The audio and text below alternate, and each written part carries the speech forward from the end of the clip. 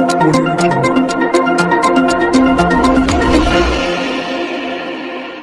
19 ફેબ્રુઆરીના રોજ સુરત શહેરના વેસુ વિસ્તારમાં આવેલી સ્ટાર ગેલેક્સી પાસે હેપી એલિગન્સ નામની બિલ્ડિંગમાં મોડેલ તાન્યાએ આત્મહત્યા કરી લીધી છે. આપઘાત કેસમાં હવે તાન્યાના પૂર્વ પ્રેમી અને આઈપીએલ ક્રિકેટર અભિષેક શર્માની પણ પૂછપરછ કરવામાં આવી રહી છે. 5 માર્ચ 2024 અભિષેક શર્મા નિવેદન નોંધાવવા માટે વેસુ પોલીસ સ્ટેશને પહોંચ્યો હતો. પૂછપરછ બાદ અભિષેકે જણાવ્યું હતું કે પોલીસે બોલાવ્યો હતો અને મેં મારું નિવેદન નોંધાવી દીધું છે. વેસુ પોલીસના પાસેથી મળતી માહિતી પ્રમાણે આજે બપોરે 1 વાગ્યાની આસપાસ અભિષેક વેસુ પોલીસ સ્ટેશન પહોંચ્યો હતો. 5 કલાકથી અભિષેક વેસુ પોલીસ સ્ટેશનમાં હતો.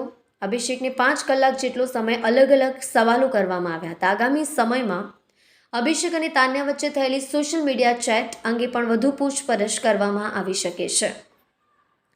આ સાથે જ અભિષેકને નિવેદનમાં તાન્યાના સંપર્કમાં કેવી રીતે આવ્યો હતો અને ક્યારે આવ્યો હતો અને કેવી રીતે આવ્યો હતો, બંને વચ્ચે શું ચાલી રહ્યું હતું તે અંતર્ગત બંનેના સંબંધ અંગે પણ સવાલો કરવામાં આવ્યા હતા અને વિગતો લેવામાં આવી હતી.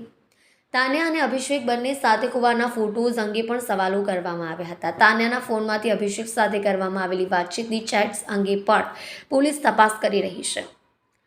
આ સાથે જ અભિષેક પાસેથી પણ જો એ ચેટ હોય તો માંગવાનો પ્રયાસ કરવામાં આવી રહ્યો છે. તાન્યાએ આપઘાત કર્યા બાદ તેણીનો ફોન ચેક કરતા રણજી પ્લેયર અને આઈપીએલ ટીમના ઓલરાઉન્ડર ક્રિકેટર અભિષેક શર્મા સાથે સંપર્કમાં હોવાનું સામે આવ્યું હતું. તેના ફોનમાંથી વન સાઇડ અભિષેક શર્માને મેસેજ કર્યા હોવાનું સામે આવ્યું હતું, જેને લઈને આ અંગે આઈપીએલ ખેલાડીએ ટેલિફોનિક જાણ કરવામાં આવી હતી. 28 વર્ષીય તાન્યા સિંહ ફેશન ડિઝાઇનિંગ તેમજ મોડેલિંગ સાથે સંકળાયેલી હતી. તાન્યા અને ક્રિકેટર અભિષેક વચ્ચે પહેલી મુલાકાત લાલભાઈ કોન્ટ્રાક્ટર સ્ટેડિયમમાં અગાઉ યોજાયેલી રણજી ટ્રોફીની ક્રિકેટ મેચ સમયે થઈ હતી. તાન્યા સિંહના 1 વર્ષ પહેલા અભિષેક શર્મા સાથે પ્રેમ સંબંધ હતા. ત્યારબાદ તેમનું બ્રેકઅપ થયું. દરમિયાન છેલ્લા 1 વર્ષથી તેણે અભિષેકને સંખ્યાબંધ મેસેજ કર્યા, પરંતુ અભિષેકે તેનો કોઈ રિપ્લાય આપ્યો નહોતો. ઓલરાઉન્ડર એવો અભિષેક શર્મા 24 ફર્સ્ટ ક્લાસ મેચ રમ્યો છે. તેમાં તેણે 1 સેન્ચુરી અને 550 સાથે 30.60ની સરેરાશથી 1071 રન્સ બનાવ્યા છે, જ્યારે 88 T20માં 145ની સ્ટ્રાઇક રેટથી 2187 રન બનાવ્યા છે, જેમાંથી 3 સદી અને 13 અડધી સદીનો સમાવેશ થાય છે. અભિષેક સનરાઇઝર્સ હૈદરાબાદમાંથી આઈપીએલ રમે છે. તે 2019થી SRH વતી રમે છે, જ્યારે ફર્સ્ટ ક્લાસ ક્રિકેટ તે પંજાબ તરફથી રમે છે. તાજેતરમાં તેણે રણજી ટ્રોફીમાં પંજાબ વતી રમતા તમિલનાડુ સામે એક જ ઓવરમાં 5 સિક્સ ફટકારી હતી. જો કે તાન્યાને થોડા સમયથી મોડેલિંગ પણ બંધ કરી દીધું હતું. હાલ તે ડીજે તરીકે કામ કરી રહી હતી.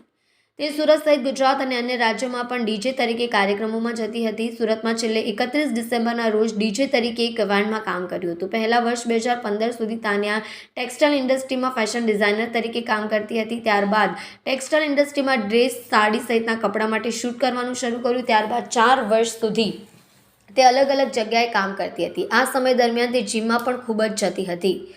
મૂળ રાજસ્થાનના સિકરના વતની ભવાનીભાઈ રામેશ્વર સિંહ હાલ વેસુ વિસ્તારમાં આવેલી સ્ટાર ગેલેક્સી પાસે હેપી એલિગન્સ નામની બિલ્ડિંગમાં રહે છે.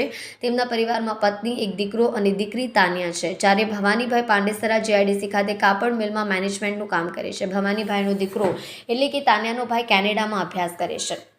તાન્યાના દાદાની તબિયત ખરાબ હોવાથી તેમના માતા જયપુર ગયા હતા, જ્યારે હેપી એલિગન્સમાં ભવાનીભાઈ અને તેમની દીકરી તાન્યા બંને ઘરમાં હતા. રવિવારે રાત્રે તાન્યા ઘરે મોડી આવી હતી. ત્યારબાદ જમીને રૂમમાં જતી રહી હતી.